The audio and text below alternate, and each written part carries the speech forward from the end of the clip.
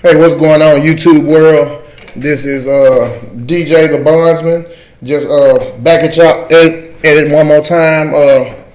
Coming a little different today. Usually I'm talking a lot about politics and what's going on in entertainment, but normally what this page is supposed to be about is bail bonding, what bail bonding life is about, or like my input on certain things when it comes to people getting arrested, going to jail, or crimes, or people getting bonds.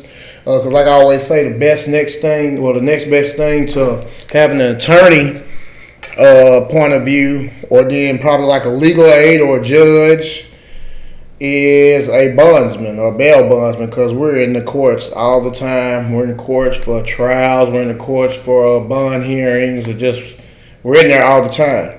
So we have a lot of knowledge of what goes on in the court system. And this is a real interesting case, which I got a lot of gratitude with helping somebody today. Helping somebody get out of jail, and they didn't pay me $1. It was one of the most gratifying things I did in a minute, and I was so happy I was able to help this group of people. But basically what happened was, and this is just what I always like to say in regards to telling people, you always need a bail bondsman. I don't care where you're at. You need to know a bail bondsman on a first name basis, or just kind of, you ain't got to be just friends or buddy with them, but you need to know a bail bondsman or have a family bail bondsman, just like you have an auto mechanic. You know what I'm saying? If you've been staying somewhere for a while, usually people get a mechanic that they're comfortable with. You have a doctor, you have a dentist, you have a family attorney. You should always have a bail bondsman too. Just like you have insurance, you pay for insurance, every month, hoping you never need it. The good thing about bail bondsmen, you don't even have to pay us. We just need to kind of know you and know what type of person you are, and know a little bit about you. And if you know us, that could come in crunch in the unfortunate event that you or one of your loved ones are behind bars, because it can happen to anyone. It can happen to me today. You just never know what can happen. There's so many different scenarios I can run down, on how you can end up in jail when you're just a regular old citizen that goes to work every day and take care of your kids and never been in trouble. But you can end up on the wrong side of the law when you haven't really even did anything. But this the case. I'm going to explain to you. Story time.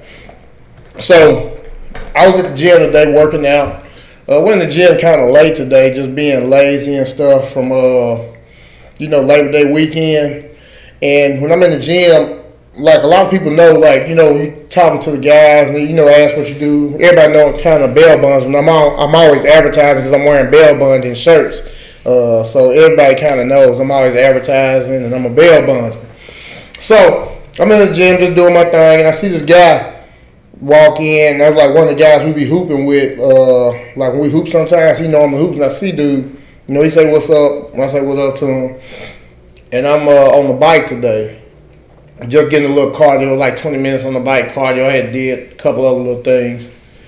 And he saw me. He said, "Hey, what's up, man? Hey, ain't you a bail bondsman?" I'm like, yeah, for sure. What's up? He like, "Man, my guy in the county, man, I'm just trying to see what he got going on, see the charges." Because a lot of times you pull up the website, you see your loved one in jail. One, they're not going to have the charges on there, or they're not going to have the bond charges. You don't know what's going on. He just wanted, man, I just want to know what's going on with it. And like, okay, yeah, I'll check it out. And first thing I saw, I pulled him up. He had FTA felony. And then he had a fugitive hold and when you see fugitive hold, that's usually meaning you got a bond out of state. And so I'm like, ooh, I said, dude been messing around. He ain't been doing what he supposed to do, because he got FTA felony and a fugitive hold. He like, yeah, man, but he's saying some stuff about it ain't right, supposed to be taken care of or something. I'm like, because I'm already thinking on the negative, but I don't know. So let me go look at it for you right here. We right here at the, I said, let me go grab my phone off the bike and wipe my bike down a little, came back over to him and pulled him up. And I started researching. And I was looking like, yeah, well, hold on. Where's the felony MTA coming from? I'm looking at his charge from 20, because this is a case that's been ongoing since 2021. And I'm looking, and I don't see nothing really. So I go down to his next felony case, see if it's a felony failure up here. But it's back from like 2019. I looked, the case closed. All right, ooh, this is interesting. Because I didn't really see anything on the first case. It looked like it was dismissed. So I go back and read, and I see where the case was opened in 2021. And mind you, this guy has a paid attorney. He don't have a public defender. He has a paid attorney. I know the attorney. I ain't even going to say his name. But I'm looking down through there, and I'm like, ooh. And I'm like, okay. And he had what you call a pass to dismiss, as long as they don't get any new violations. I'm looking, I'm like, he must have got some new violations or something because it's FTA felony, but it don't make sense because it would have updated in Court Connect. That's the site we use to look up people's cases or whatnot. So I'm looking, and I go down there, I said, pass to dismiss, no new violations. If he gets no new violations in a year, the case will be dismissed, you know. So it looks like the case was dismissed March 27, 2023. Get me, March 27, 2023. The guy got arrested on this case for felony failure to appear on 9/5, September 5th, 2023. So that's March, April, May, June, July, August, 5 months.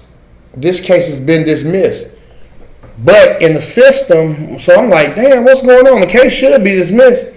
It's out of 3rd Division. It's a circuit court in Little Rock. So I called the 3rd Division because as bail bondsman, we know a lot of the court clerks. We know all the people in the office on a first name, personal, almost like a friend relationship because the court clerk, I knew her back when she worked in the county jail. So I called up. I say, hey, I ain't gonna say her name. Just say, hey, Miss Kim. Hey, can you check this gentleman out for me? I ain't gonna say his name or whatever. And I gave him the case number or whatever. Like, she looking down. Like, it looks like the case. Let me put this on vibrate. Somebody trying to give me a Ford Ranger. Hold on, we gonna see about that. Oh, somebody trying to buy my side by side. Anyway, yeah. Yeah, and I said, can you check this out for me? And she started looking down through it. I said, it looks like the case supposed to be dismissed. And she looking down through it, she's like, And she was like, I know what happened. I didn't, well, she didn't say she didn't, but somebody didn't put the order in for the case to be closed. So did you hear me? Somebody forgot to put the order in for the case to be closed. So, this guy's running around this whole time, even after this case was closed, and, well, it was supposed to be dismissed on March 27th. It wasn't, just because somebody maybe forgot to put the paperwork in. So, he's running around here with a felony FTA the whole time. And he gets arrested on the 5th, which is yesterday. And he's sitting in Pulaski County Jail. Paid attorney don't even know what's going on. I called her and then she said, yeah, it's supposed to be, the order supposed to be taken care of. She said, I'm gonna go ahead and email updated speed letter over to the county jail saying the case is closed. To close the case. And once she does that, he can be released from Pulaski County. But right now, this man was sitting in here on the no bond for felony failure to appear when this case was closed March 27th. This happens all the time in the jail system. You know what I'm saying? And this where it comes back. And also, I did another favor. I went on and called the county jail and let them know, like, hey, this is a gentleman in here. You see him, like, yeah, he got an FTA felony. He ain't going nowhere. Like, no, listen. The case supposed to be closed. I had to explain it to her. And I said, just be on the lookout when they send that over. So y'all can get that in the system and get him out here because he's sitting there for no reason. You know what I'm saying? And it's a lot of people in jail that's like that. It's not a lot of people in jail just because they can't make bond, but it is a lot of people in jail because of clerical errors, court errors. It happens. It's life. We are all human beings. But the guy was telling me when I found this out and I got this all fixed for him while we in the gym, it took me about 10-15 minutes of my time that I had to wait in the gym before I moved on to what else I was doing. But he was like, man, thank you, man. When he get out, I'm going to tell him to tell you thank you, man. Carly said thank you. I said, no, don't tell him to tell me thank you. Tell him to tell you thank you because you reached out and hollered at me because you knew you was a bail. I was a bail bondsman. You said, hey, let me holler at you about this. So tell him to thank you for doing his due diligence. That was his partner. He knew I was a bail bondsman. But that just go to show, whenever you hear somebody say, I don't need a bail bondsman, I don't need a bail bondsman. You do need a bail bondsman, just know him on a first name basis, because I like to tell everybody all the time, everybody got their cousin or uncle or auntie in the family that always go to jail. And they call you 2 or 3 o'clock in the morning. Instead of worrying with trying to get this person out, or your kid could go to jail because he riding in the car with some other kids and he's not really like that.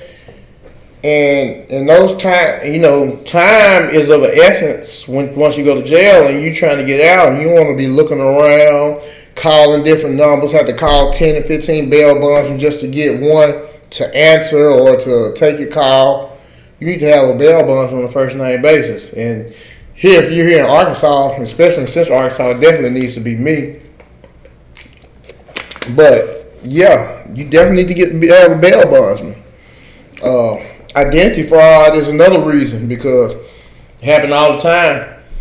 Everybody got people in their family that ain't just right, and they'll mess around, see your driver license number, social security number, and get it, and they'll rack up a whole bunch of speeding tickets and traffic violations in your name. You get pulled over one day, and you got warrants for your arrest because they're not going to court. And for traffic violations, you're going to have to go to jail and then you're going to bond out and you got to figure it out. Or they might release you on your own recognizance. But no, just getting back to this, that made my day today. I was so happy I was allowed to help them out and get this man free, because he wasn't supposed to be in there. Didn't make no money, anything, but I think I was paid and just feeling like I got to help somebody out today, and that felt good, you know what I'm saying? And that just shows that my advertising and just promoting myself works, and just, telling people what I do. But yeah, I drop a lot of videos all the time. If you got any questions about bail bonding or the bail bonding process, oh yeah, there's another thing. If you got a warrant, hit me up.